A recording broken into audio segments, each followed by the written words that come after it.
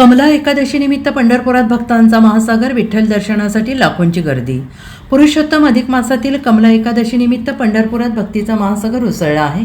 विठ्ठल रुक्मिणी मंदिरात पहाटेपासूनच भाविकांच्या दर्शनासाठी लांबच लांब रांगा लागल्या असून पदस्पर्श दर्शन रांग थेट गोपाळपूरपर्यंत पोहोचलेली आहे. एकादशीच्या निमित्ताने संपूर्ण विठ्ठल मंदिर आकर्षक फुलांनी सजवण्यात आलेलं आहे.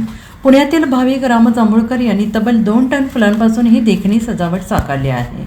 चंद्रभागा स्नान, नगर प्रदक्षिणा आणि विठ्ठल दर्शनासाठी राज्यभरातून भाविक मोठ्या संख्येनं दाखल झालेले असून आज पंढरपुरात सुमारे 4 लाख भाविक उपस्थित असल्याचा अंदाज व्यक्त केला जातो आहे. विशेष म्हणजे VIP दर्शन बंद ठेवल्याने सर्वसामान्य भाविकांना जलद दर्शनाचा लाभ मिळतो आहे. भक्तिमय वातावरणात कमला एकादशीचा सोहळा उत्साहात पार पडतो आहे. Bureau report SBN Marathi, Pandharpur.